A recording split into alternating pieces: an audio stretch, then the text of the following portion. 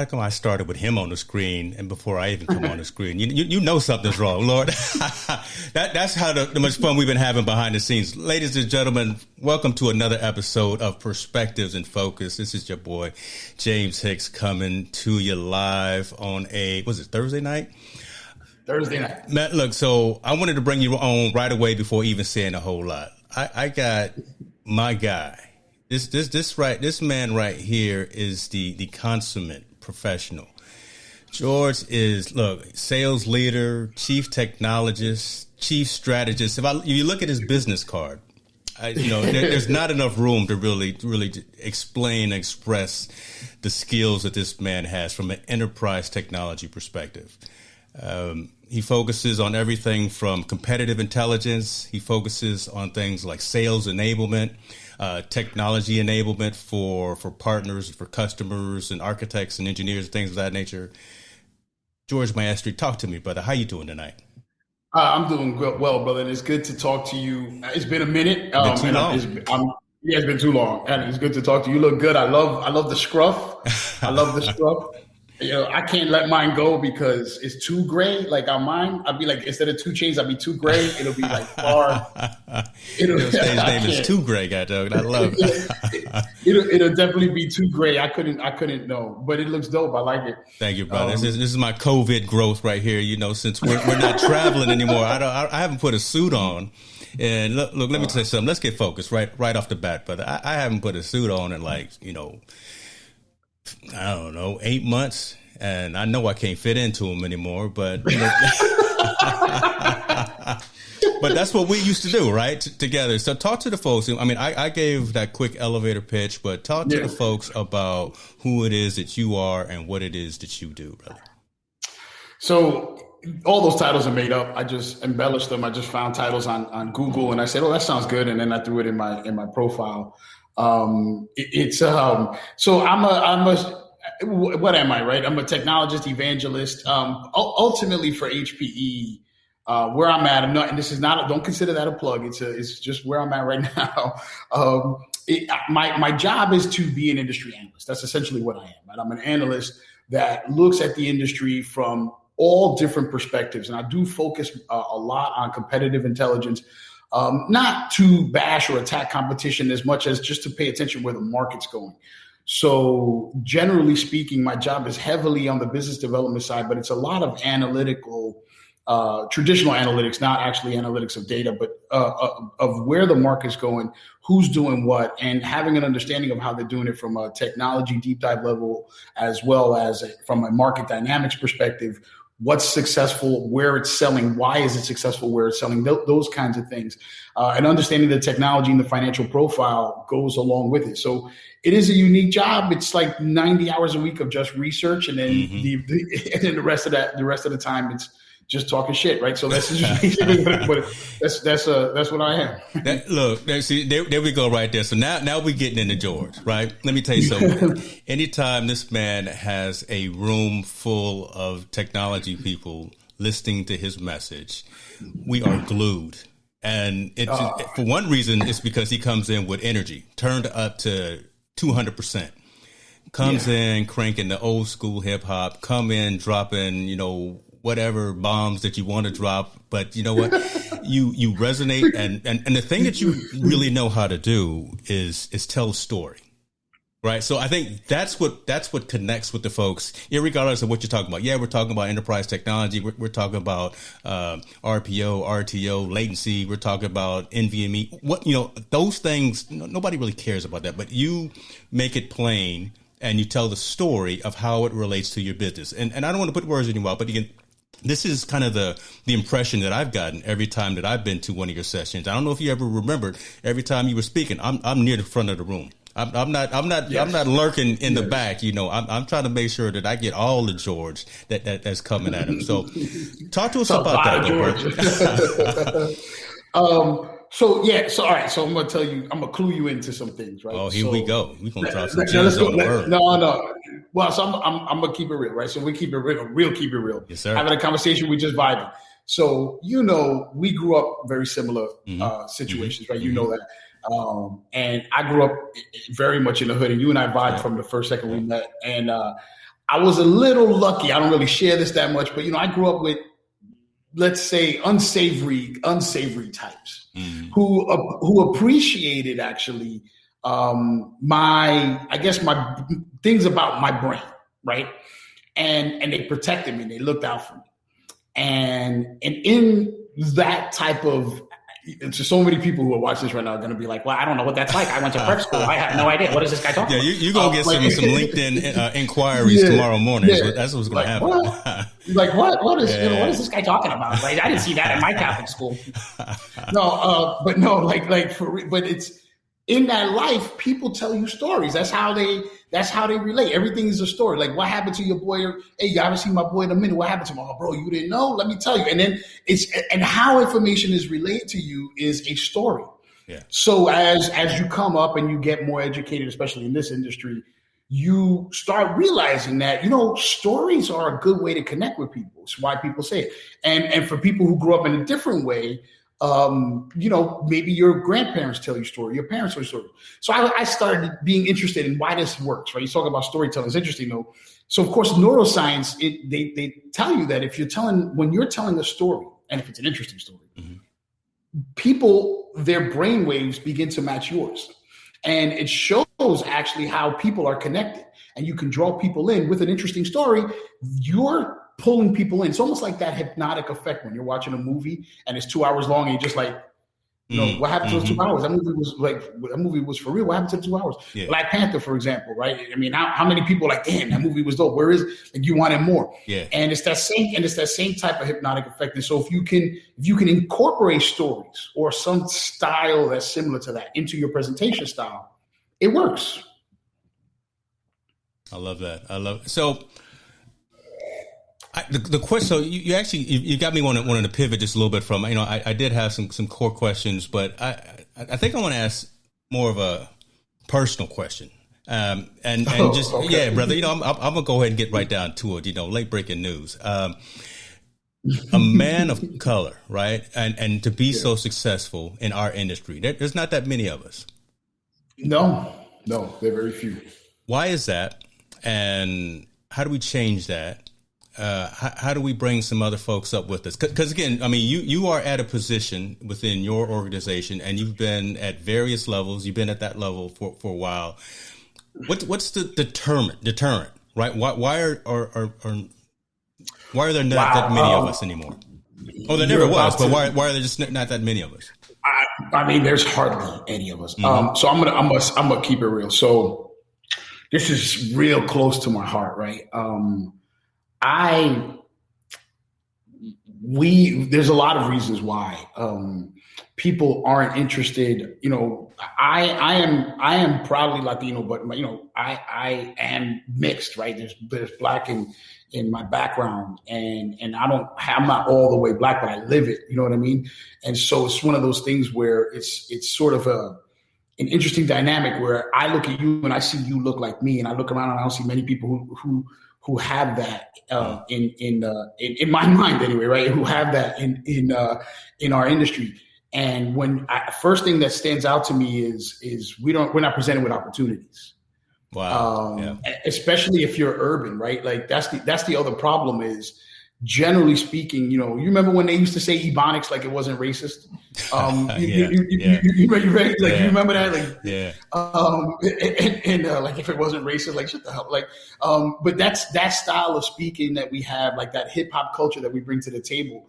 That's not very welcome in this industry, right? Mm-hmm. And so I joke around. My brother Harry, giving him a shout. I don't know if he's listening to this, but my brother Harry, he always comes in. He's like, I could tell when you're working. You got your white voice on, and I go, what? He's like, and I don't catch myself, right? But what happens is, like, me and you were talking. This is how I normally talk. But then I get on a call for work, and it's like, okay, well then, like we're going to talk about it. Here's how it goes. And it's like, all of a sudden I became a news anchor. Like, well, today, the weather, and it's something different, right? And I don't do it on purpose per se. I think it's subconscious. It is, and I think I'm in that environment. I don't want to be judged by how I sound, so I just kind of change it, I guess. But I'm definitely feeling like I'm being judged. Now, how many of us want to be are comfortable being judged? How many? I mean, think about it. And so it's not an industry that we normally gravitate towards. But to me, that's the second problem, right? It's the opportunity that's the first problem. Like, we have to open doors for other people, but we also have to show that this is interesting over here, that this is exciting over here, that you can make money over here. And there's not enough of us doing that, and we need to do that. Now, I try to do it. You talk about my presentation style. I try to be a little bit more flamboyant, a little bit more outspoken to show, look, you can do this, James. You're good at this, right? I don't know if you remember Delvon, right? Delvon, one of the smartest people you'll ever meet. Yeah, one of the smartest people you'll ever meet. I mean, the first day I met him, the first thing I thought of was how impressive this man's intelligence was. Mm-hmm. Mm-hmm. You know what I mean? And you don't see that, right? And Delvin's a distinguished technologist at HPE. Super proud of my brother. And it's one of those things where you just kind of like, where are like these role models, or these examples, probably is a better word. Where are these examples where you can see them, where your kids can see them, where my kids can see them? Where are they? You don't really see that. I mean, the Black and Latino representation in HPE is excuse me. I said, oops, I just threw my cup in the look. No, but like in this industry as a whole. I'll throw mine out there too. I used to work at HPE with you. I was 20 years there. So, I'm at Dell now, but got kind of the same type of thing, brother. Same type of thing. Same vibe. Yeah. It's minimal, right? It's not a lot. And I think it's because, I always think of the Dave Chappelle joke, hey, you in school, you got to learn. You got to learn how to hit a jump shot or sell crack or something, because ain't no hope for us out there. But it's just that and I think so. One of the actually funny that you brought this up. So one of the things that I'm currently doing on my spare time, I just started this. My wife is just started selling wine. Okay. For a charity. I forgot our charity's name. I think it's called One Hope is the charity. Now the idea is One Hope is all the wine that she sells. Some of the proceeds, and I forget, it's some percentage of the proceeds. I don't want to say 50%, but it is a high number. The whole reason she's doing it is that it goes to this organization, I believe it's called One Hope. And what they do is, she's going to kick my ass when she sees this. You better get it right. Yeah, you better. Yeah, should we pause and go get her? I don't know. I don't even want to do that. But it goes to teaching children, to educating children on the evils of racism, and to educate children to become anti-racist and to understand that. So this is a cause that's very near and dear to my family, clearly, right? So that's why my wife, is involved in this. And one of the things that I'm currently doing is working with, and I've just started. So the Conscious Kid. Oh, it's called The Conscious Kid. She just came in. She's watching it. Yo, real life. I love it. Look, we live, brother. This is not pre-recorded. This is not going to be edited. We live. Yeah. Excuse me. I try to give a shout out. My bad. So it's called The Conscious Kid, right? And so it's all about teaching children the values of anti-racism, literature, things that go along with that, right? So one of the things that I started doing was looking at different technology boards and where they are, right? So if you look at different technology organizations, so think about ones that are out there, right? Like SNEA, for example, which we all know and love. But how much these groups are the ones that really need to sort of promote their representation to these communities, and to say, look, some of the smartest people are in our communities, are in the poor communities, right? And that's. I mean, look, you and I, we're gonna keep it real. Right? I live in the Woodlands, Texas. Right? Everybody goes like this when you say the Woodlands. Yeah. You live in California. Let's go. Like we're not in those poor neighborhoods. Like Jay-Z said, though, right? I can't help the poor if I'm one of them, so I got rich to get back. I got to move out. I got to move out. I still remember it, and I do what I can. We've got to help out, bring them back. And so one of the things that I'm currently doing is looking at different organizations that exist, joining those organizations. I got 2 of them I'm already kind of down the road with, and then seeing what kind of programs we could do to get this education into the poorer communities. Okay. Because what people don't realize is that these poor communities it comes down to this, right? Talent and it is distributed evenly. It is. Yes. But opportunity just isn't, right? Now, opportunities are centered somewhere else. So I'm actually just starting this, and I tell you what, have me back in 6 months, and I hope I'm down the road. But there's a lot of urban communities, and trying to educate them and say, look, dude, I came out of a poor community just like this. My mom's family from Cuba is Afro-Cuban. I'm Black, right? I mean, obviously my father is from Spain. My mom is Black. This is what we have, right? And so we I get it. There's things that are challenging, right? As far as the color of your skin and how it holds you back, these things are out there. I understand that.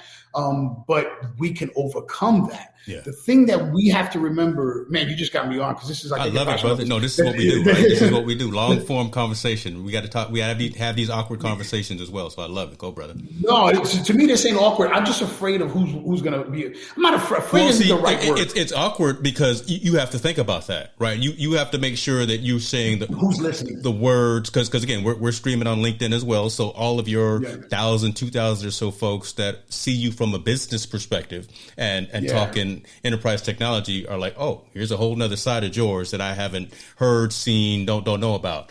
Right? You're really pulling back the onion right now on this. So go where you want, go as far as you want. But again, these are those conversations that are stifling. Career. Let me just double check and make sure my resume is up to date. So here's what it comes down to. Here's the realization of it, though. This is the thing that other people don't see. Mm-hmm.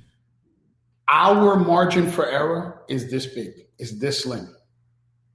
There's a lot of people that come from other cultures, especially, again, traditional sort of, that predominant sort of white community that makes up the U.S.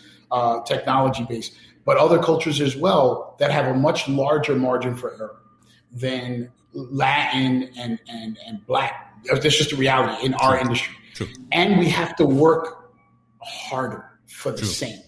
True. And I know people can say that's not fair, blah, blah, blah, all those things. And all of that is true, but so what? This is the path to success, like it or not. Eventually we'll have enough people where that equity will exist and it'll be even.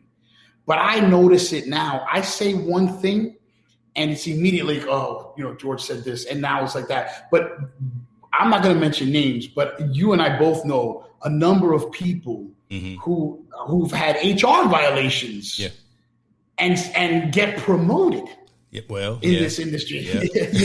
So I've experienced this and I've seen it be somewhat of a detriment to my career, and I get it and I understand that. So you got to work harder, and it may suck, but it's the path. Just know that that's the path. That's what success means, and come in and do it. And once we get there, that'll go away. Believe me, I always use the example of Branch Rickey and Jackie Robinson. So if I could have my own little Mount Rushmore, it would be, Jackie Robinson would be right there, because when Branch Rickey told him, he said, "You're not the best baseball player.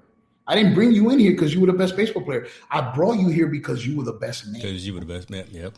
Yeah, you're the best man. You got to work harder. You got to deal with more crap, and you got to do it all. But when you get through it, because of you, there's going to be another one and another one and another one. And after you, and then eventually we'll have equity.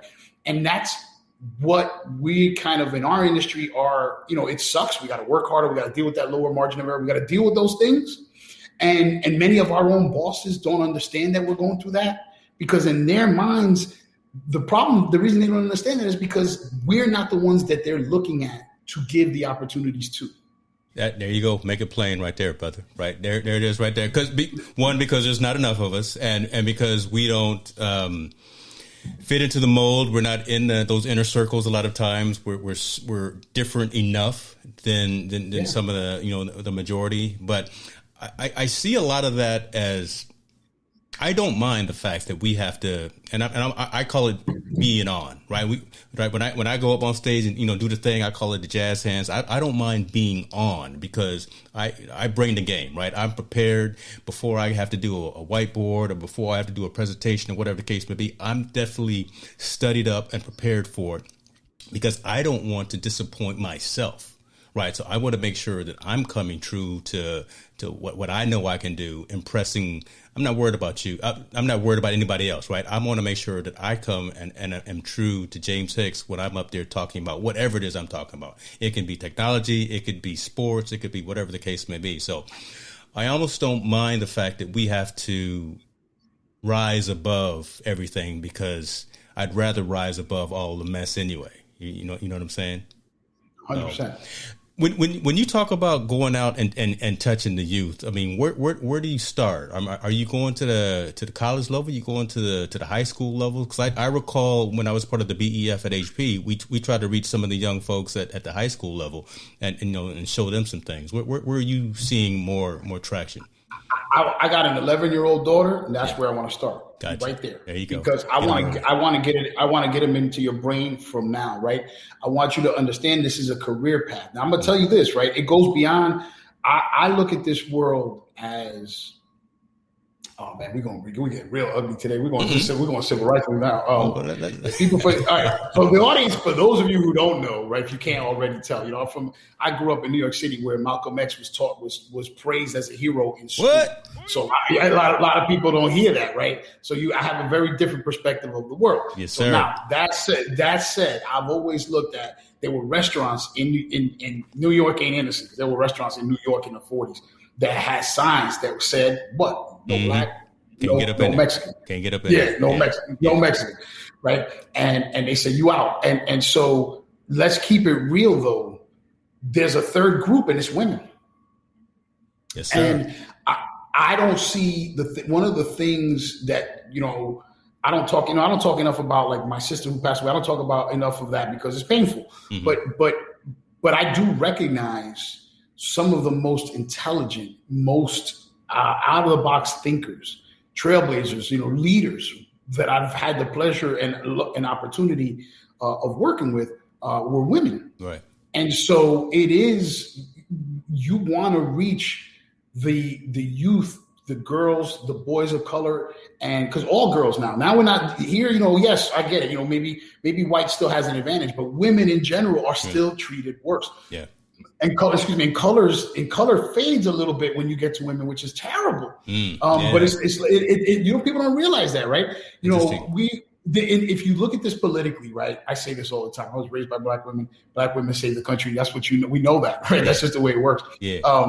But women in general, when you start recognizing what they go up against, color somewhat fades. Yeah, maybe a white woman might get more opportunities than a black or Latino woman, maybe. But generally speaking, they're still the last. They're still after that. Yeah. They're still after that, right? It's kind of like, this guy's no good. This guy's no good. All right, maybe we'll give this black or this Spanish guy. Okay, we don't like them. All right, which women are here that we could look at? It literally goes like that. And women will tell you this experience. This is their experience every day. And they don't say it out loud because they're in the struggle. They got to get through. That's just like we are. And so if you reach them at that 11, 12-year-old age, as they're getting into high school, start shaping where they're going, girls of all colors, boys of color, you can start planting those seeds. Listen, this is an opportunity for you. There's multiple paths to success in this career. You don't just have to go to school and get your master's and your doctorate. You can graduate high school and go to school for 6 months and get a certification and become a specialist. And then every couple of years, renew your certifications. And you don't have to go back the traditional route. You're going to make a lot of money. You're going to be a professional. You're going to put some food on the table. Yeah, that's true. Yeah. So it's a different path. And I don't know that they understand it, but if we start educating them younger to understand that this path is available, not only will we increase the talent pool in this industry, in our industry, which is always a good thing, but the diversity will come, and then following the diversity will be the equality, and then following the equality, hopefully will be the equity. And then we should be straight, right? But it's a long journey though, man. But we're just starting it now because it's a higher paying profession and people don't recognize that. They don't realize that. But for every George Maestre and every James Hicks, there's 4,000 Bobby Jones, right? And so you don't. It's a higher, and people just close their minds to this industry being a path they might want to follow.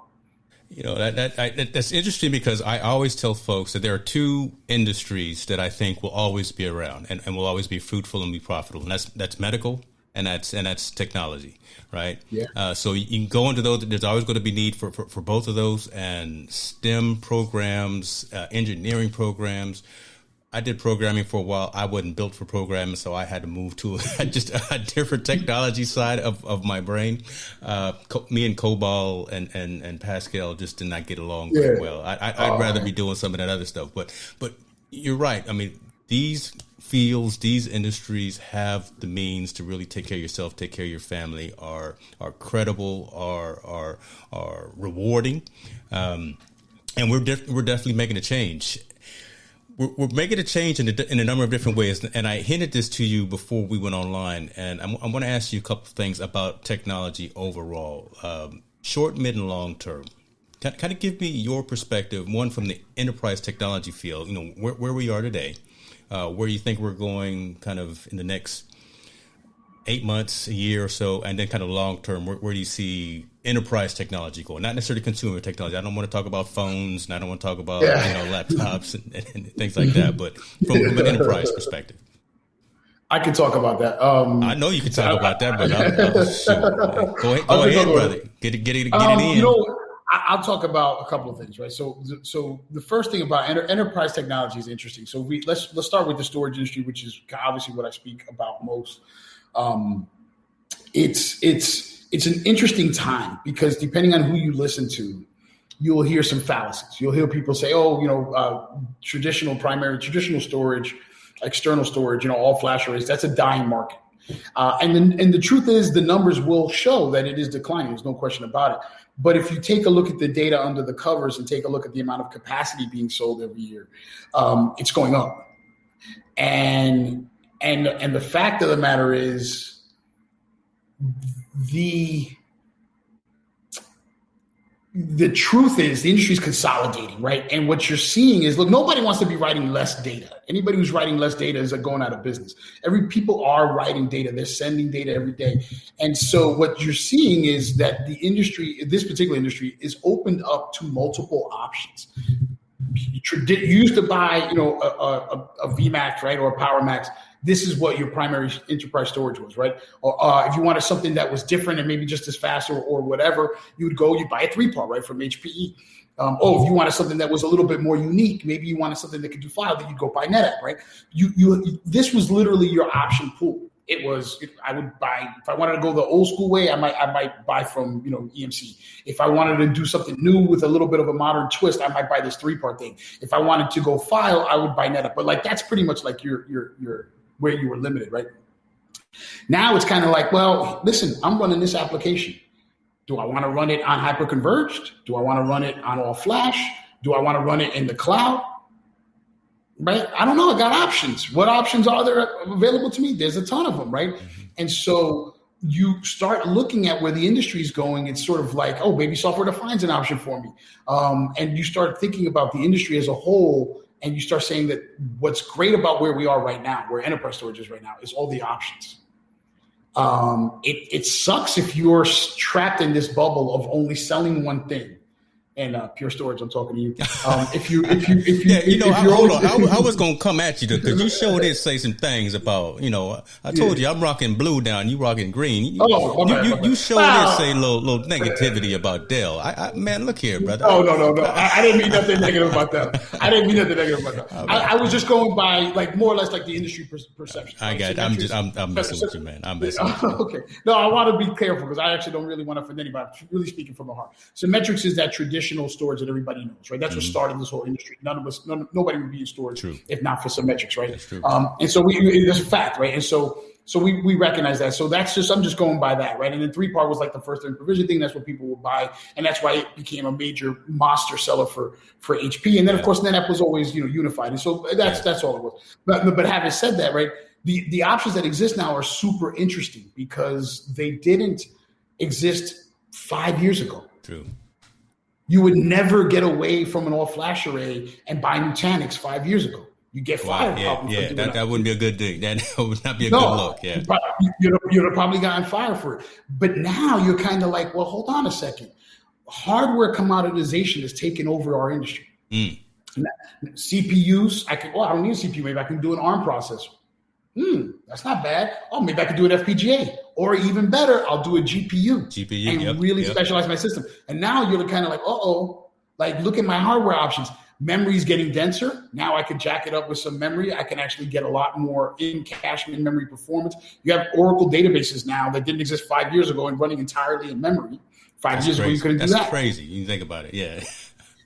I mean, right? You're thinking about that. And then, of course, you have QLC drives that are now giving you flash performance and crazy density in a super cheap form factor. Yeah.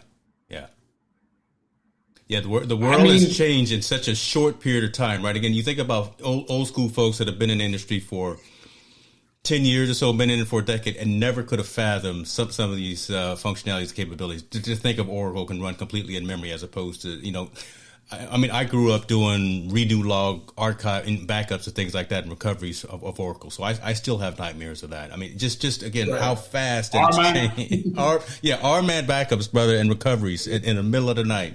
Oh my gosh. Yeah, that's brutal. That's brutally painful. But it's just changed a lot. And so the options that are available are incredible, right? Yeah. So let's take that to the next generation. Compute has always been a volume sell. True. Let's keep it real, right? Yeah. If Intel went out of business tomorrow, HPE and Dell and Cisco and Lenovo be out of business a couple of months later, right? There you go. Either that or AMD is going to become a zillion. AMD CEO going to make Jeff Bezos look poor, right? You're going to be buying two jets. Yeah. So it's one or the other, right? So ultimately, at the end of the day, the commoditization of hardware is just a thing. And I think it's a thing that everyone has to recognize. And we don't own it. HP, Dell, we don't own that stuff, right? We don't own NVMe. We didn't write the patents on NVMe. Right, we're just including them in our systems. Right. So there are very intelligent people in all of these companies designing these platforms, designing the way I/O will pass through these systems. And those are very intelligent conversations that many customers just don't care to have anymore. Because at the end of the day, the I/O comes in, the I/O goes out, and the differences in that operation between coming in and going out, between one vendor and another, are minimal. Yeah. Minimal. It's the value-added services on top of that, right? If they're bolted on or if they're included, that's really where the value is. But again, everyone, and I say this all the time, everyone's got a fast array. Even though we don't, we talk what we talk about Pure. Pure's got a fast array until it falls over. HP's got fast arrays. Dell's got fast array. Right, we can go down that path. But again, everyone's got a Ferrari in their driveway. But it's those value-added services that are included with the pieces of technology that really resonate and matter and help solve business challenges. That's the conversation that we're having now. We're not talking about spec sheets and ones and zeros as much anymore. We're talking about what is it, George, that you're trying to do at your business, and does what I have in my portfolio meet or match and help you be successful in what you're trying to do. Right?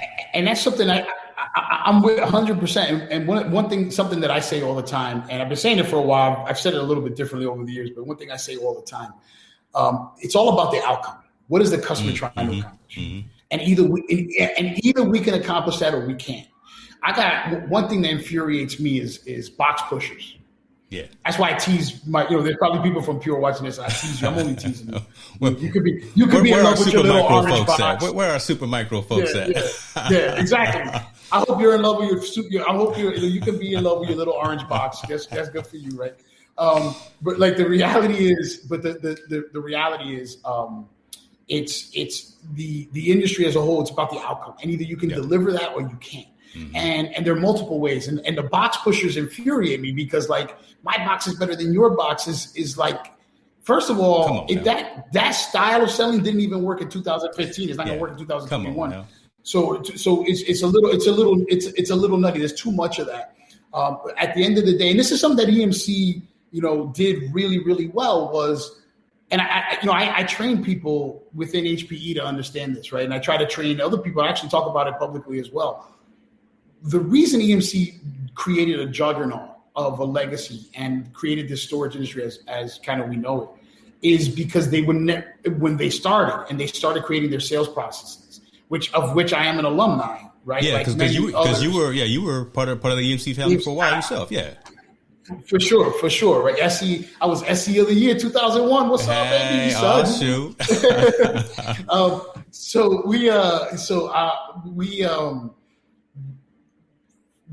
That's a whole other story. But anyway, the reason that they did that was because when they were starting and creating the sales process, they weren't competing against another storage array.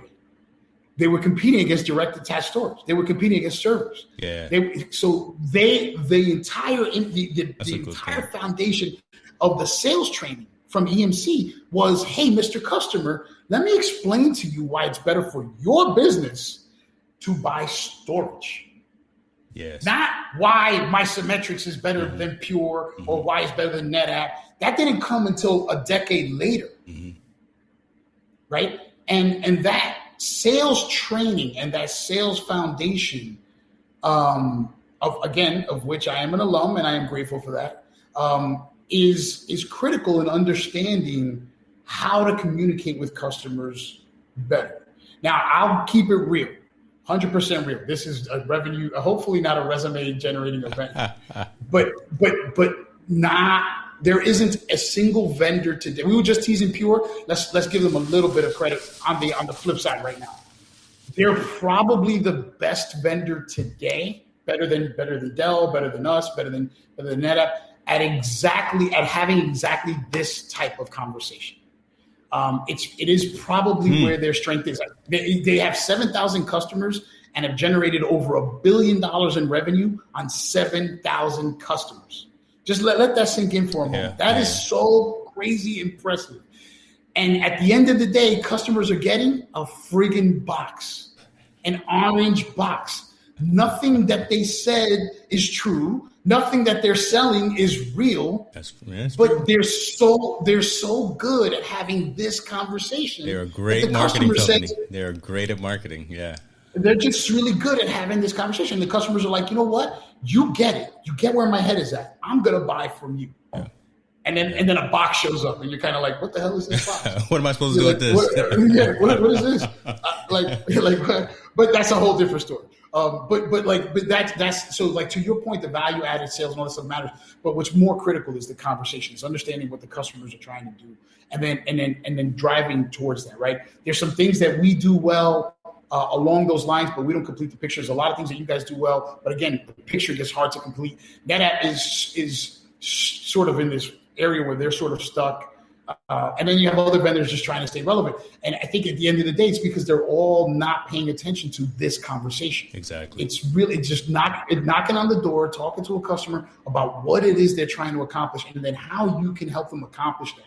Whoever does that in a cheap way, whoever does that in a fast way, whoever does that in an easy way is going to win the customer's trust and win the business, right? That's just really what it comes down to. I agree. But you think about it, it's a challenging conversation to teach technical sellers, right? Because if you've come up up the ranks and you were a box pusher and you were a one, meeting and exceeding quota all the time because you had just a customer who knew what they wanted all the time and you didn't have to convince them, or you didn't have to actually have those technical conversations to have that technical win conversation.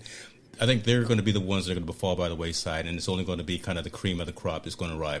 Either, it doesn't matter what company you're at, right? I think, again, there's going to be a reckoning of the folks who can actually go out there and dialogue, have the conversation, get in front, have the challenging conversation, right? HP and Dell and Pure and whomever, IBM, are they still around? Yeah. All of us in the same room, right? Just hashing it out. And you've got to have those subject matter experts who can really stand up straight and have that conversation. Now let me ask you this, because that was yesterday and that was today. Where do you see things going kind of in the future? I've always been thinking about AI, ML, DL, so deep learning, machine learning, artificial intelligence. And both of our companies, all of our industry is talking about that and is thinking about that, robotics, things of that nature. Where do you see, just from your strategy perspective, where do you see that kind of fitting in? I mean, it's definitely the future. The key is how far ahead into the future is it, right? So I'll give you another case in point, right? Cloud was supposed to be, by now, cloud was supposed to have replaced everything else, right? Yeah. On-prem should have been dead. Cloud was supposed to, right? And what have we learned? Well, the future is not cloud. The future is hybrid. It's mixed, right? Yeah, That's the reality. Is yeah. the enemy. I say this to everyone, and they don't always get it. The enemy of technology is scale. Doesn't matter what type of technology you buy. Doesn't matter what vendor you buy it from. Scale will always break it. You add the more applications you put on it, you scale it that way, it will break. The more workloads you put on it, if you're increasing your workloads, you will break it. Right? The more capacity you need, if you scale it, you will break it. Doesn't matter what the technology you're using is. The enemy of it is scale. And so what happens to cloud when you scale? Well, the first part that you're stuck with is egress charges if you need to make changes. You got to worry about that ingress egress. It don't cost much to put it in there, but you want it back. You want some of that data back? Yeah. That's the most expensive click you will ever have in your life. Like I know there's a bunch of dudes out here that do the porn sites, but this is a more expensive click than that. Move to this platform, sure. Click. What? Jeff Bezos is sending you a bill in 20 minutes. I'm about to get a lawsuit. You just impacted $400 million of my revenue this year. But it's a reality. It is the most expensive click you ever find. And then that's the first pain you feel. The second pain you feel as scale happens in the cloud is performance goes this way immediately. And so wait a minute. Now the first pain was it got expensive. The second pain was performance. Forget resiliency because the hyperscalers aren't providing resiliency, right? Now they're providing enough resiliency, right? But I mean, Amazon has an outage every 6 weeks. I mean, let's every 8 weeks, something like that, and somewhere in that range, right? So resiliency isn't necessarily the promise. So what's happening is, and if you start looking at repatriation, the applications that go to the cloud are the ones that are coming back, the ones that are most commonly going. So it's a cycle, right? It's to the cloud and back. And so that hybrid relationship is the actual present and future. So now let's translate that into the same conversation with AI, analytics, deep learning, and machine learning. Clearly, these are different comparisons, right? I get that. It's apples and oranges to some degree. AI, deep learning, machine learning, all of these things will be part of everybody's technology offering. There's no way around that. Everyone is including these things, right? We are building systems with telemetry data to have all the extra AI, and then you're building sensors not only inside these systems, but external to the systems to have even more learning, right? Yeah. And going end to end. And so clearly this is a thing.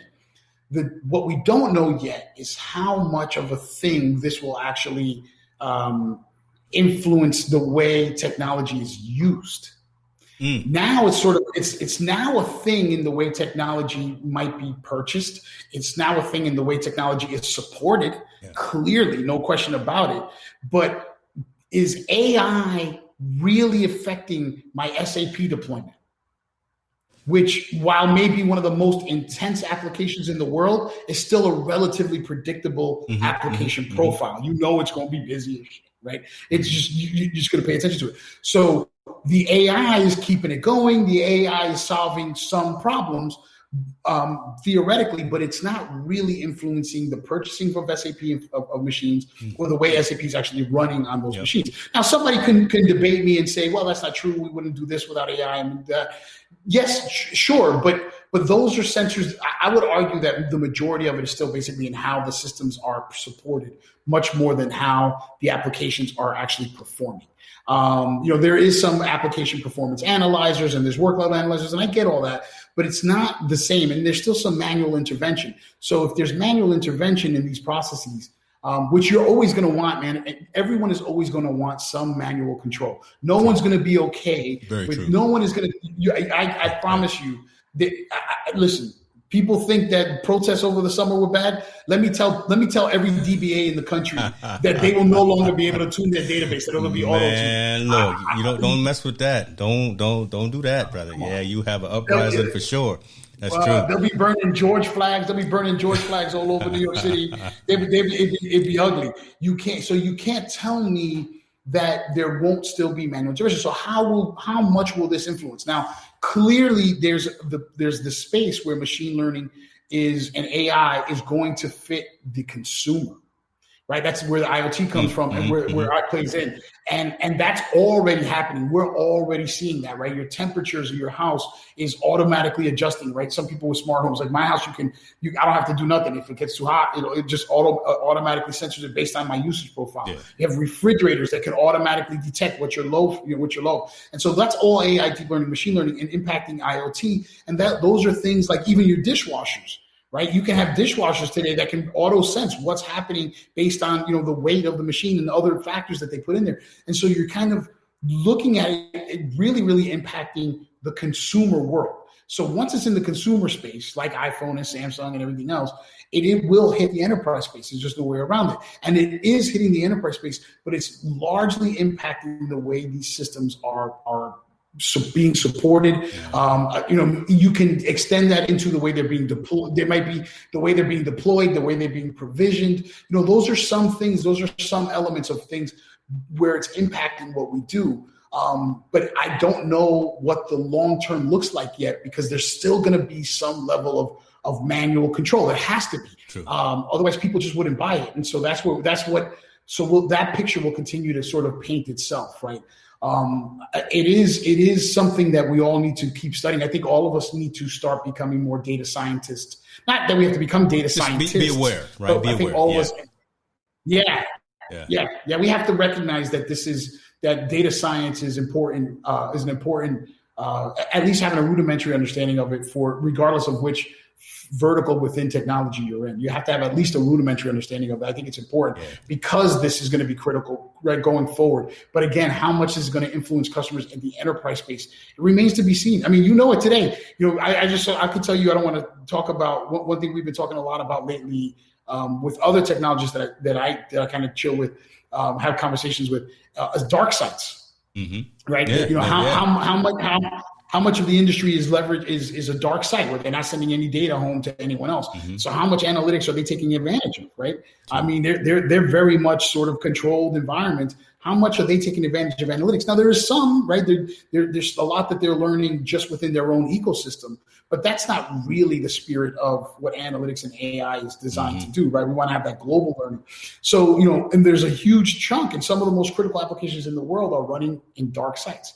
So it's just really kind of the point I'm trying to drive home, is that we won't really fully see its impact. It's necessary.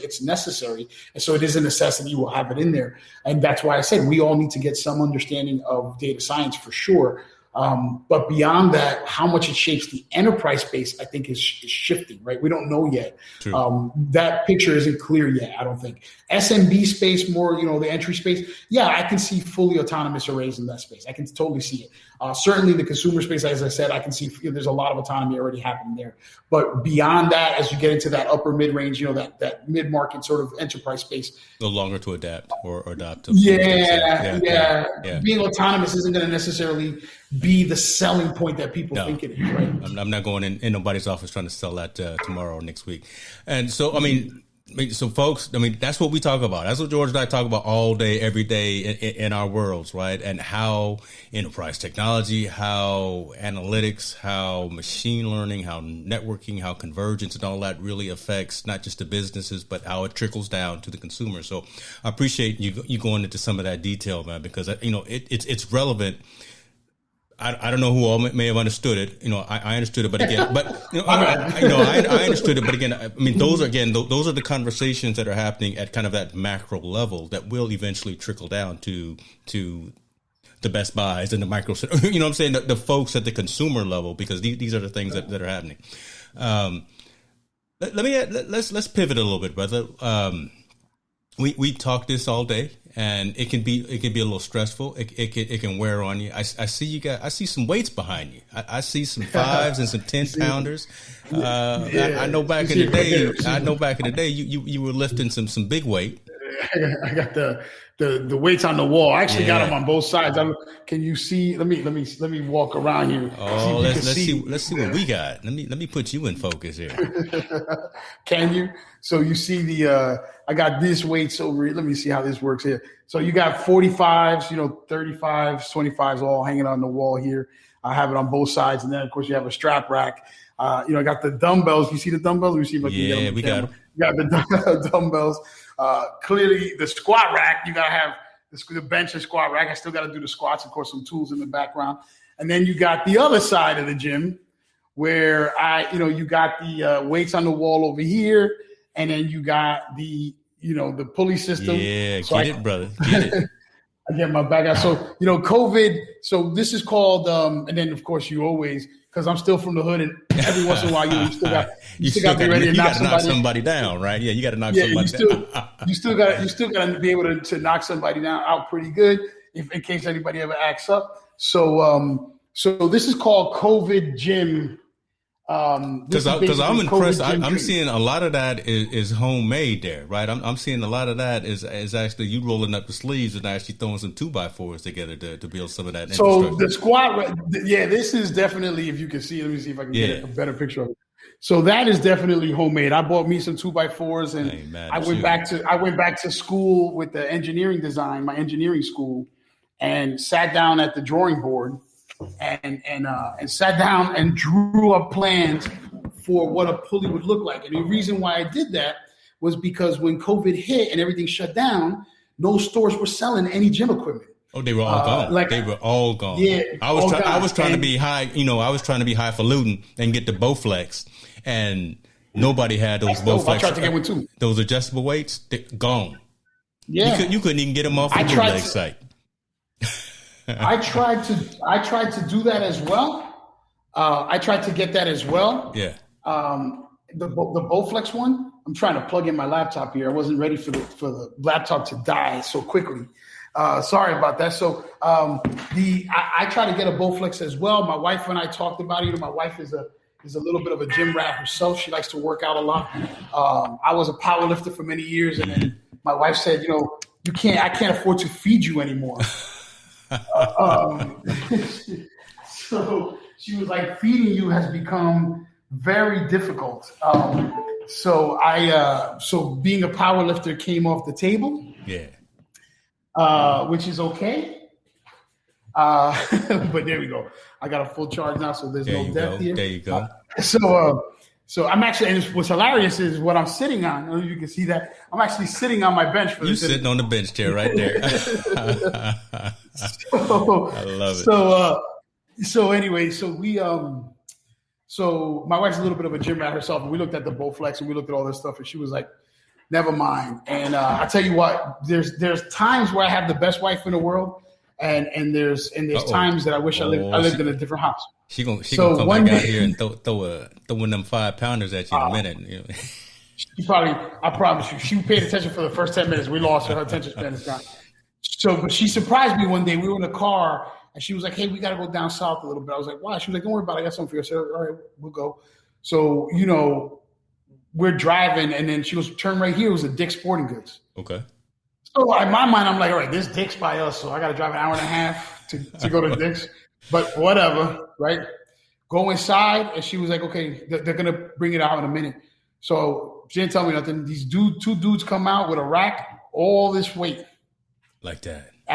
She just found it. She was on her phone playing and just thought of it. Oh, shoot. Hold on. Wait a minute. There we go. She about to knock him down. So, yeah. She's still listening. She's like, you know what's funny? Be careful she now. Needs to be on camera. She wants to get on camera. She's like Lucy. She's like old school Ricky and Lucy. Like, anything she do anything to be the show.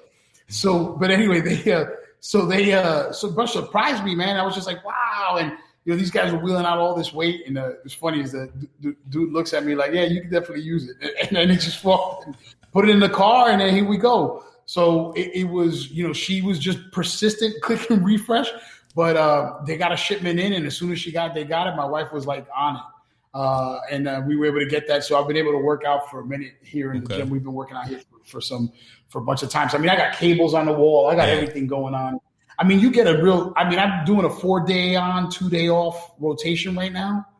And I get it all in. You could do squats. I could do leg curls using the cable machine that I built. Obviously biceps you can get in, but bench. I don't bench like I used to now. Like I try to do 15, 20 reps, everything. So I might do, I'll probably do 225, maybe 20 times now. And that's, maybe 5 or 6 sets, something along those lines. I don't go crazy like that. like I ain't gonna eat 12,000 calories and bench press 500 pounds anymore. Yeah. But like today, I did some deadlifts. I did some back today, so I did some deadlifts. Some lat pull downs, stuff like that, and I can get it all in here. So I'm not really missing the gym too much. Now I got my first vaccine shot. Yeah, I got mine today.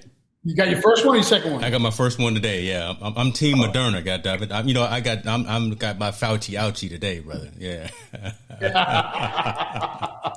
Yeah. So I got Pfizer. Same difference. So oh man, I can't say what I was gonna say. Never mind. But I got the Pfizer one, and so my wife and I went together. We got that. I got my brother, my Mauricio. My brother from Brazil, he was refreshing. He lives here in Texas. He was refreshing for me, and I didn't even ask him. He was like, he said, he reached out to me. He's like, hey, man, did you get a vaccine yet? I said, nah, I'm on all the waiting list. So he hits me like the next day. He's like, bro, I got 3 spots. Check them. I think you can get in right now. and like, I was like, for vaccine real? Spots, so blessed. Yeah. Yeah, I know it was real hood too. It was like real hood. Yo, my man. You need a vaccine? You need some vaccine? Yo, what's up, I got kid? that J&J. I got that Moderna. What you need? Yeah. Bro, for real. Like, that's how it was real hood too. I mean, I'm not kidding. The way he reached out to me, it's hilarious how hood it was. Yo, my man, you're 2 for 10 right here. You're fat bags, 2 for 10. And like, it was vaccine, 2 vaccine. My wife and I got it. So we got Pfizer. So once we get the second one and a couple of weeks after that, I will start looking to go back into a gym. But I definitely built this out, and it definitely got us through COVID. And it also will help like on days where I don't need to. I'm not going to take it down. I love the punching bag. Yeah. It definitely will work on days where maybe I don't feel like going to the gym, or I got to put in those extra hours at the keyboard. Yeah. So I'll just hit the garage real quick. But yeah, I mean, we're blessed. I think my wife was persistent. I love it, man. So talk to me a little bit about, because again, I know you were powerlifting big back then. Now, did you ever actually compete, or were you just doing it again just to I did. I didn't compete in official competitions. I competed for records. So, so you have so it's called sanction lift, right? So where they come, they take your measurements, they make sure it's all professional, and then they look at what your numbers were, and then they put you in the record books, right? This was in New Jersey. So I have numbers recorded. I don't have numbers that are first place or win anything like that. I don't have any wins per se, but I do have some good numbers. Obviously, probably the most impressive number I have is a 525 flat bench. I don't, and I will be on the record. I'm the first one to admit this. I joke around a lot about drug usage. I have never taken steroids, right? I'm not a steroid guy. My wife is very anti-steroids. I'm actually not anti-steroids, but I just my wife is big against it. So why have that argument? So I never had to do that. I mean, I did an unsanctioned. It wasn't sanctioned, unfortunately, but I did do an unsanctioned squat of 1,000 pounds, 1,015 to be exact. Wow. And I did have witnesses that see me do it. I also did a leg press of 2,100 pounds, which was again witnessed and recorded. But neither were I think sanctioned. I mean, they show up with the record books and all that other stuff. Yeah. And that didn't happen. The bench they did. I did do a 575 incline as well. Wow. Again, all natural, just from calories, right? Just from eating calories, a lot of calories. Like I told you before, we were joking offline. I mean, there was times where I'd be eating at the table, like, I remember one time I knew I was going to squat heavy. So I don't know where everybody lives in the country, right? But in New York and New Jersey, my wife and I were living in New Jersey at the time. You can order food like anytime, right? You can order food like this was before Uber. You just call the pizzeria and they send you food over, right? And so one time when I was really into it, I was like 11 o'clock at night, and I was like, babe, I'm hungry. And she's like, it's 11. And I'm like, I'm hungry. She's like, I can eat a little bit of something too. So the kids were up. This was the summer. And the kids were up and everything. And she was like, maybe we can order a pizza. That's not a lot of food. It's 11 o'clock, whatever. We're going to stay up a little later. I was like, that's not a bad idea. So I ordered a pizza and a chicken Parmesan dinner. So chicken Parmesan is like fried chicken, fried with pasta and sauce. I ate all that shit at 11:30 at night. Like, just to go into food, cold. And just let it sit right there on the gut all night while you was trying to sleep. Man. Oh my God. That's like, Bruh. And they probably had a pizza too. That's like 2,000 calories. And that's at the end of my day, right? When I had probably already eaten like 5,000 calories. You just bloated and shouts out to Tums and Rolaids, both of them. Cause yeah. Oh, for sure, bro. I think I destroyed my esophagus eating like that too. But I tell you this, I'm going to repeat this story I told you when we were talking offline. They just, sometimes you get these bursts of energy, right? And there's times where I would go to the gym and you go by the dumbbells and I would grab like the 125s, right? The heavy ones. And I could do hammer curls with hundreds, right? Not 125. I couldn't get that big. Or I do these shoulder presses, one hands, right? With 125s. And people in the gym be staring at you like they're trying to work and they're like embarrassed because they're using like 25s and 35s and they're just looking at you like, this dude just grabbed 125. Just saying, we got the big fella. And that is a very, that's an ego. That is definitely a stroke for your ego, dude. Yeah. Like, that's when you kick up them big fellas like that, then you know somebody's watching. Yeah. Yeah. Yeah. I mean, being cut and muscular and like bodybuilding definition and all that, that's super cool. But there's when you put up numbers, people turn and look like no matter what, they're like, yo, this dude is putting up some weight right here. Like, you know what I mean? And it's a cool feeling. But so I don't, and knock on wood. I never injured myself. I have a shoulder injury that's been nagging for years from when I used to play baseball when I was younger. But outside of that, I never really injured myself.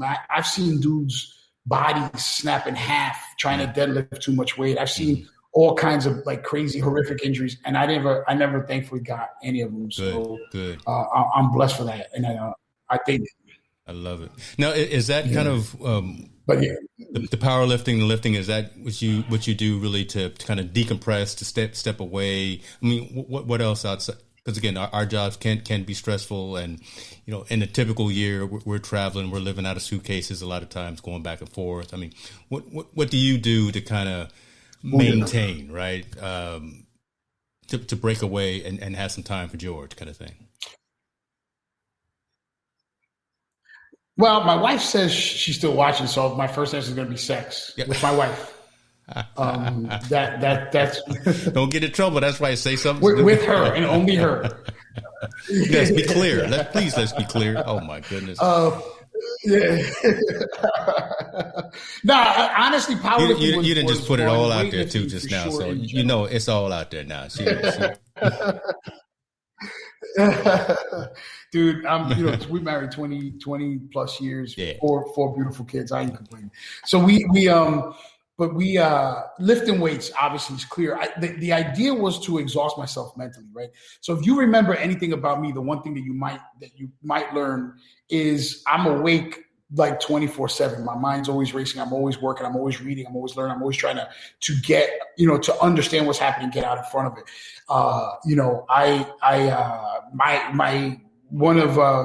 My boss right now, if he's watching, he texts me all the time, like, go to sleep, dude. Like just take some time off, do something, decompress. Like, he texts me all the time on that. And it's a little bit of a struggle for me. I don't know why. I've always sort of been like a light sleeper. I can't do it. So the idea was work is very stressful. Like you said, we were always, before pre-COVID, we were on planes all the time, all over the world. I have been all over the world. I just did a shout out on LinkedIn for that. So I know a lot of people read the article.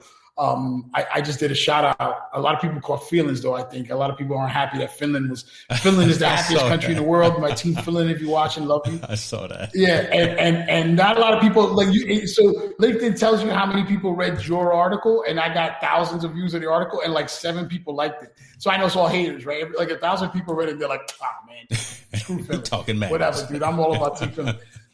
Yeah. So I was in Scandinavia in the Scandinavian countries for a couple of weeks. That was right before COVID. And we're always in the world, right? All over the world. And that is mentally exhausting. Yeah. But what happens is, and this is something that you probably, and your family probably doesn't appreciate that, and your viewers probably don't appreciate this. we can't turn it off, because once we come home, something else happened that we have to be aware of. Yes. We never get to, and families don't understand that you can never turn it. That's a good point. Hold on. Stop breaks. Say that one more time, right? Because I want folks to compartmentalize that. I mean, say that again. I mean, from the perspective of where you and I, where we're coming from. I mean, that's really critical, I think, because one of the things I'm trying to focus on for this year is mental health, primarily mental health for men. And now you're adding a whole nother aspect to folks that are in our particular industry. And again, like I said before, always being on. So I want to hear that. I'm being selfish. I want to hear that again for myself. No, that's fine. We can never turn it off, right? We can never turn what we do off, because something always happens, right? I'll give you an example, right? This is the way our industry works. Liquid hard drives. Somebody announced we got a breakthrough. Liquid hard drives might be the next thing. It probably isn't, but let's say it is. Right? Who knows, right? Or quantum, whatever, right? Quantum computing, right? These are things that are happening, conversations that are happening. Now we're immediately thrust in it because someone will ask us if we have any plans, if we're looking at it. And that's what they don't understand. Like, that's what people don't understand. So in our roles, in our, it's going to be thrust upon us. So either you can say, I don't know, or you go and you prepare to have that conversation. Amazon makes an announcement that they're revamping Outposts and how they're going to deploy things. Guess what we got to go do? We got to go learn everything there is to learn about Outposts to have this conversation so that we can have a different perspective. Hey, Azure Stack is probably coming in, and maybe they're now going to revert and go on-prem. We got to go have that conversation, right? GCP is doing different things. Got to have that conversation. Hey, did you see that Pure Storage added this security certification? They didn't, but let's say they did. We got to go understand that. Like, it never turns off, right? And it's one of those things that technology is one of those things that it's an industry, and this is part of what you want to share with kids, though. It is an industry that is always racing. Mm-hmm. And you can never be out in front. Never. No one is ever out in front. That is true. That speaks truth. But you want to be close to the front, right? You don't want to be at you never want to be bleeding edge. You always, but you want to be cutting edge. You definitely don't want to be last, right? And so like, if you think about it like a comet, right? You can't be at the tail end of the comet. You're dead. But you don't want to be in the front because you're going to be crashing. You're going to burn up. So you want to be as close to the back of the comet as possible. And that's really the best way I kind of describe technology, right? Like, being as close to the back of the comet as you possibly can. And just that's our job, right? And a lot of in traditional engineering coders and stuff like that, I understand they're the heart and the soul of our industry, but their focus gets to be isolated. They get to focus on what they're doing. Right? Our role as technologists, as advisors, as ambassadors of technology, if you will, unfortunately, we got to go deep and wide. Yes. And it's a never ending thing. And there's a lot of us out there, right? I don't want to go crazy patting ourselves on the back or all that stuff, or complaining about our high paying job, but like first world problems, right? But it's I don't want to do that, but it doesn't lessen the fact we are constantly, those of us who are not learning are going to be left behind, and that's so we just never can turn it off, right? We just can never turn it off. That's a good point. That's a good point. Look, I want to be cognizant of your time, brother. I know you got some more weight that you need to put up. I know you got some things, but I've got 2.5 more questions to ask you. Fire away. One, I want to make a statement, and one of them, thank you for your service, brother, because I know you spent 7 years in the Army, so we appreciate you for that, and I want folks to know that. I'm gonna recognize you where you need to be recognized. No. Let me come. Okay, go where you want to go, brother. I was in the Army Reserves. Yeah, and I did 2 years active, and then I did 6 years inactive. So IR. So I did my 2 years, and I was done. You did what you look, but you was in there. You was in there doing what you needed to do. I was in there. Okay, and then I got my discharge papers in '98, so I can never go back. They don't want you back, huh? They don't want me back. They don't know who wants to come back. George? No, we don't want him back up in here. Nah, you want to laugh though? You want to talk about what your wife said? Your wife wife made you take. Your wife made you take the offer. Yeah, so I'll say that. So everyone knows the family knows the story. I was with HP for 20 years, and then Dell called and made an offer that my wife couldn't refuse. So that's why I went to Dell. So yeah, that is hilarious. I have a very similar story. I got two stories like that, but the only one I'll tell you this. But after 2001, after 9/11, I was in New York that way. Very very emotional kind of experience. And a few months after it had passed, the military called me back. Okay. And they said, you've been out for a few years, but you're in the technology field. We'd love for you to come back. And at the time, my wife and I were thinking about buying a property. We hadn't bought anything yet. We were still just young and starting out in our career. And I was like, well, if you guys did housing, I'd consider it. No, housing is housing is a wait list, and it's a promise and a dream that really never comes true. So I said, all right, look, I'll tell you what, I still want to do this. This might be cool. How much, what would be the annual salary essentially? And they gave me the number. Yeah. So I told my wife, I said, honey, the NSA, and I have to go back into the military, but then I get a job in the NSA. So she was like, oh, okay, yeah, listen, if that's what you want to do, what are they offering? Like, how much is it, just out of curiosity? So when I told her the number, she's like, what? Are you stupid? That's like 40% less than you're making in your current job. Get the hell out of here. You better call them back. You ain't going nowhere. Yeah. It was just hilarious the way that conversation happened, though, because it was like, you know what, babe, if that's what you want to do, I get it. I appreciate it. Of course, this was emotional for you. That's a good idea. And but just out of curiosity, how much were they paying? It was like, what? Get the hell out of here. Hell no. You're so crazy. You're not going back no place. I was just like, yes, dude. Yes. You said you better put that suit and tie on and put them fatigues down. You're not putting them fatigues on right now. Next day I was on the phone. I'm like, nah, man, my wife said no. I can't come out and play. Yeah. That's exactly how it was. My wife said no. And so next thing I wanted to ask, I know you in Texas. Hopefully everything is okay after all that tumultuous weather that was had out there. Are you and the family safe out there? We are. I will say this for anybody who's watching. The number just came out today. Actually, the death toll from that storm was over 100 people. So my heart goes out to every person, every family who lost anyone. I mean, that's just irresponsible. It was just reprehensible. I don't even want to get into the politics of how much I hate how this happened, why this happened, and the people involved, and how this happened. But 100 people did not need to die. Yeah. And that's just sad. Having said that, I am blessed and grateful. My brother and sister up the street, my wife and I, the kids, everything safe, perfectly safe and sound. All right, that's good news to hear for sure. Maybe two more quick questions, but they're related. Let's talk a little music. What you got when you lifting the big weight? What you listening to? I know what you listen to, but tell the folks what you listen to when you pull up the big weight. So right? But so I'll tell you what I was. Funny you say that. I was just playing it in the car right now for my wife, so you can see. I don't know if you can see it. Literally, I don't know. Can you see it? Let me put the camera. Can you see it? So I was just jamming that. Old school, yeah. That was the last jam that was on the radio while I was finishing my back workout. So normally I'm keeping it in the flavor that I like, which is going to be Tribe Called Quest and De La Soul. You don't know who's listening, right? So I can tell you these people, like, they're like, Tribe. Is he listening to Indian music? What is he? Yeah, Tribe. What is it? No. It's Tribe Called Quest and De La Soul is what I like to listen to. But you know this probably better than anybody. Yeah, I'm always pumping. I'm always pumping. Yeah. Oh, for sure. Rest in peace. Yes. I'm always pumping Biggie. I mean, I'm always pumping Biggie. Always pumping Biggie. I don't have a single playlist that doesn't have Biggie in it. I got slow jams that I got to throw Biggie into, which I know my wife is like, what? But it still happens. And I'm always.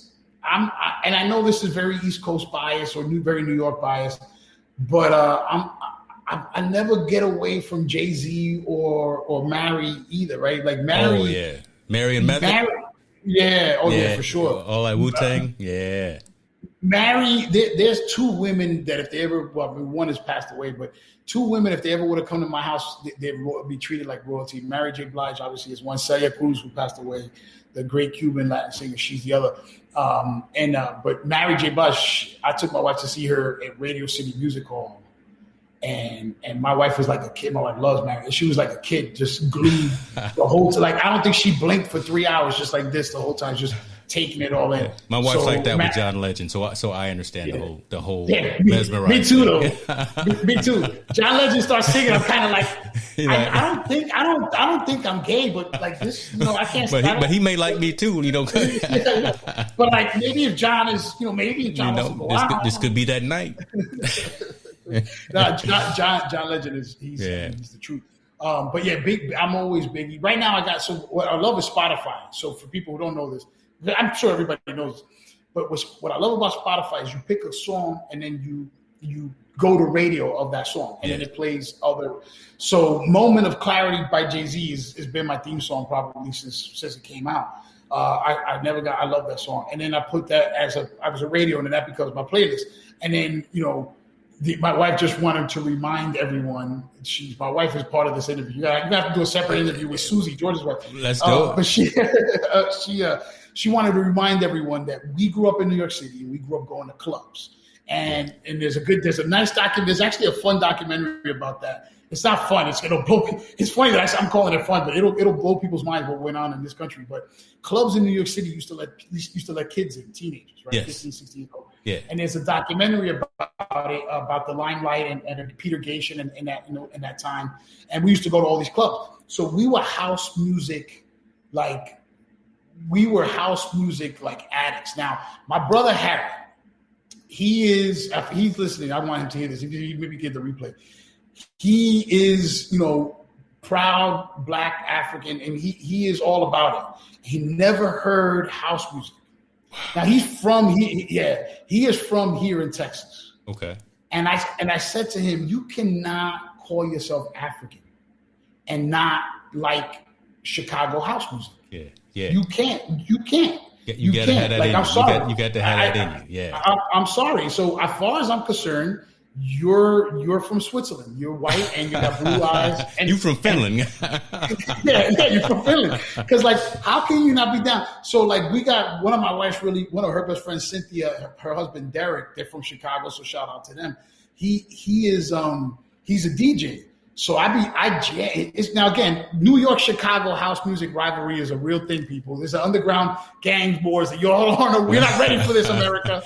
New York and Chicago house music battles. You're not ready. You don't know what happens. All folks know about is R. Kelly and Steppin', right? But then R. Kelly fell off, so we can't talk about him no more. So don't bring that up. Don't do it. Yeah. It's not that kind of show. No. Shit, that was hard. You know what's funny though? You know what was crazy about us?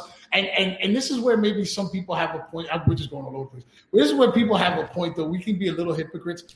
Because, when shit came out about Michael, when it came out about R. Kelly, our first reaction was like, you don't know. Why are you talking? Yeah, that ain't right.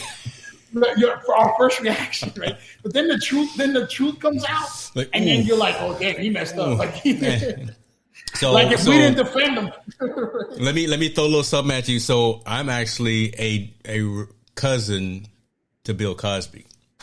No shit, really? Yeah. So, yeah, I'm just gonna put that out. I'm just gonna let that marinate right there, right?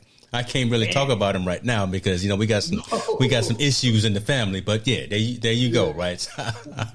So I feel it. Yeah. Mm-hmm. So that one hits me hard, but I never knew that about you. Yeah. So that one hits me hard because for years people used to ask me about my parents. I used to say it was Bill Cosby. Bill Cosby and Felicia Rashad, they're my parents.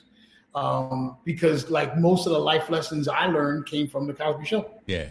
Who I want to be. And you talked about my storytelling at the beginning of the interview. He was a major influence that show was a major influence in my life. Right? Definitely. He was my father figure, role model, aspiration, always wearing a different college sweatshirt, keeping the family close, calling his family knuckleheads when they acted like knuckleheads. Telling jokes. Dad is great. Give us chocolate cake. I still chocolate cake. I used to do a big Cosby hit. Bill. I used to do Eddie Murphy, Bill in the kitchen. Right. So I used to do that all the time. Jell. So, but I don't know. In that show was a brownstone in Brooklyn that he owned, right? Okay. So, I mean, that show was like, for me, it was very very painful. When I first found out about his dirt, I was like, you feel my pain, man, brother. So there we go. There we go. A little counseling session for both of us. Yeah. Oh, Jesus.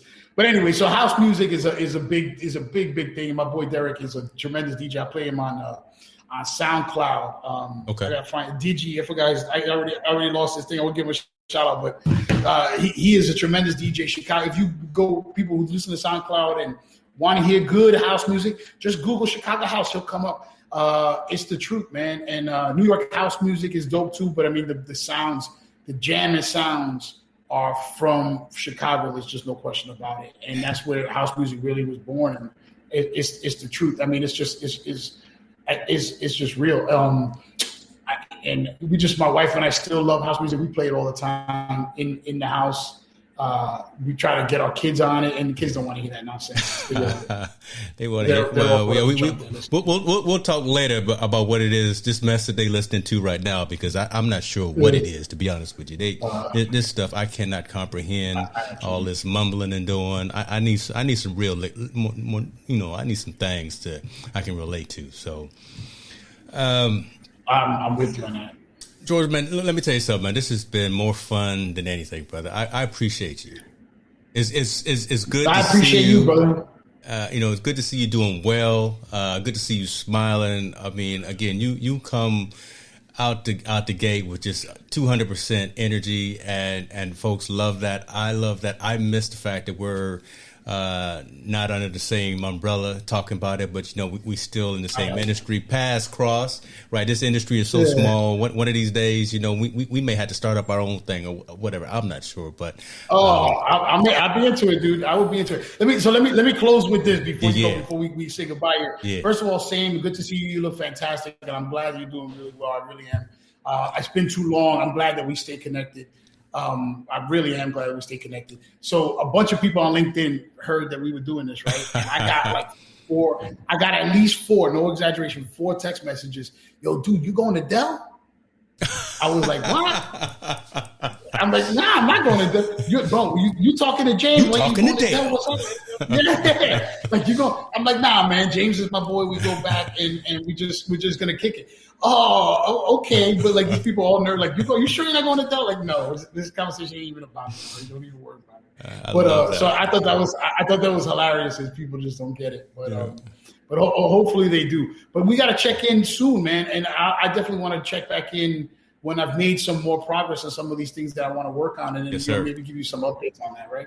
Yes, sir. I appreciate that, man. That's what's up, right? Again, and I told you the whole reason behind what I'm doing is really to shine the light on folks and their individual opportunities and their individual tasks. I just want to turn the lights on, press record, and let you talk about what it is that you're doing, because I think those conversations plus those uncomfortable conversations need to happen. And brother, you're such a good man. For everyone that you touch, I swear is truly blessed, because man, take these flowers, brother. Take these flowers, man. You do what you do, and I promise you, your style is in my style. There's a lot of what you do that I've taken in terms of my conversations and my delivery with folks. I keep it real. I enlighten and entertain and educate. That's really is one of my taglines right now. And those are the 3 things that you do. So I appreciate you for being a role model for me, right, in terms of my professional career as well. So I can tell you are already great. So I hope I didn't screw anything up. But I really appreciate that. That's humbling. I really appreciate that. But it's like I said, man. I just I don't know what to say. That's I'm humbled. I don't know. It's all good, brother. Man. It's all good, brother. It's from the heart. There go Mama saying it's time to eat, right? Ding, ding, ding, ding. Yeah, brother. I'll talk to you later. I appreciate you, and we will connect. Stay well. Tell the family that to stay safe. And again, I appreciate you for everything you do, brother. We out. Same, but love.